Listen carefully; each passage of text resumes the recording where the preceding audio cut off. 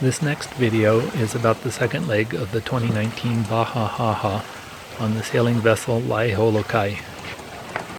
This segment of the trip was 2 days and 2 nights, where the boats sailed from Bahia Tortugas to Bahia Santa Maria. There were good winds most of the first day, and we spent most of it with the jib pulled out and the boat sailing directly downwind, wing on wing. We started off with idyllic conditions. Warm sun and wind off the aft quarter. This allowed us to put up the asymmetrical spinnaker and cruise along comfortably at good speed in smooth water. I begin to catch small bonito soon after leaving the bay, but they aren't the best eating fish, so I kept tossing them back and hoping for another yellowfin. I think I caught 4 of them before deciding to quit and try again later when we were further out. We were a little tired of fish by this time anyway. By noon, the wind was already too much for the asymmetrical, and we backed off to the jib and the main.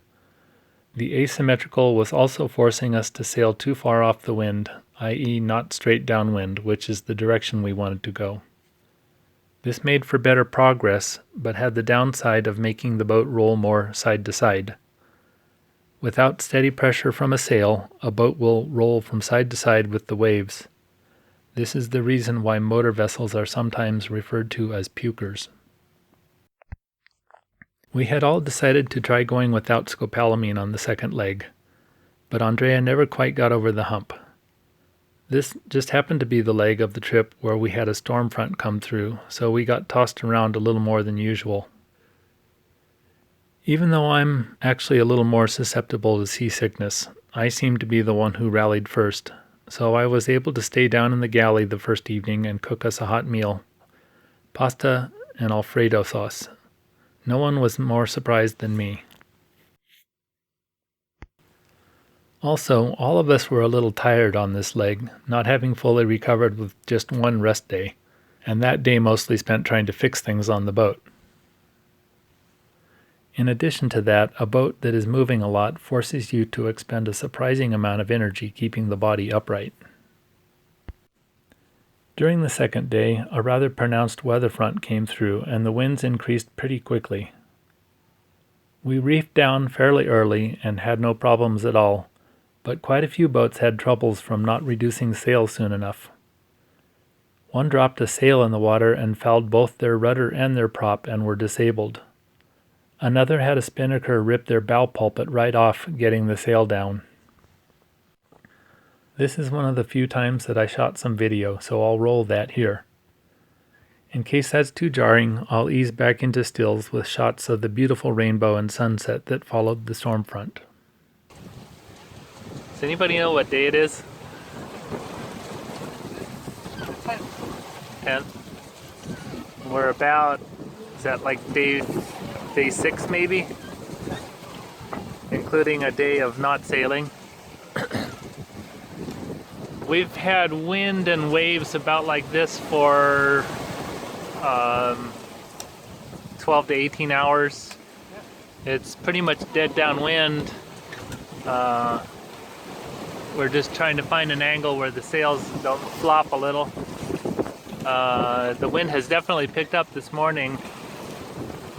Wind instrument's not working right now, but it's looking to me like 20 knots maybe.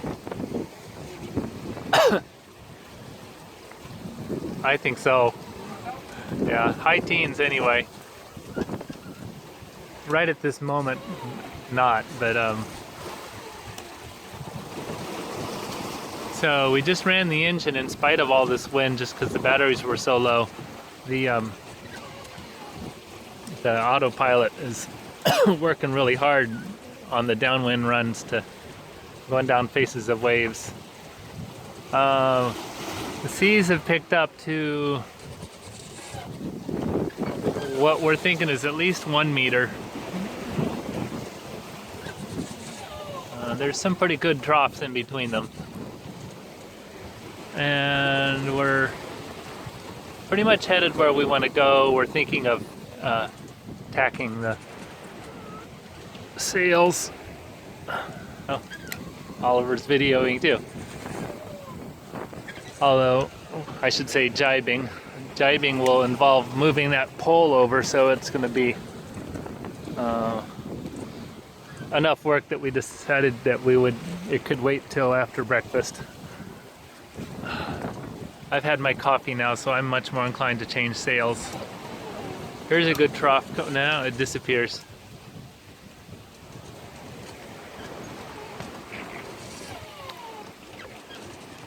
Anyway, this is good progress. It's been, I don't know if lumpy is the right word. It's been strong enough that it really kind of shakes us side to side. Wasn't the greatest for sleeping or moving around in the cabin. Like a cloud with a silver lining, we get rainbows from storms. And at sea, its effect is often very dramatic because of having a full view of the horizon when the sun is low in the sky. How often do you get a full double rainbow on land? The sunset is often the highlight of the day on long passages. In daytime, the sky and water may be brilliant shades of blue, and the sparkle of the sunlight or the drama of the clouds spectacular.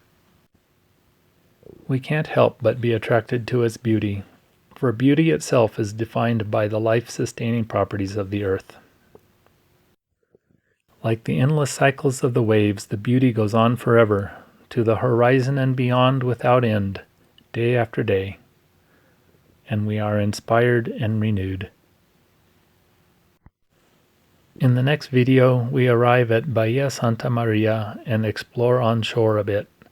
It was a welcome sight after the rough passage, our struggle with a little seasickness, and the fatigue of our 6th and 7th day of sailing. This bay is very remote and surrounded by some beautiful mountains.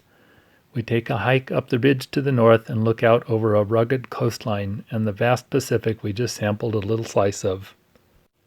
There are just a few fishermen's huts here, but the organizers of the fleet managed to find some Mexican hosts to put on a good dinner and dance party for us. It's starting to get warmer, and it's fun to put on our hiking shoes and walk amongst the rugged rocks and cacti.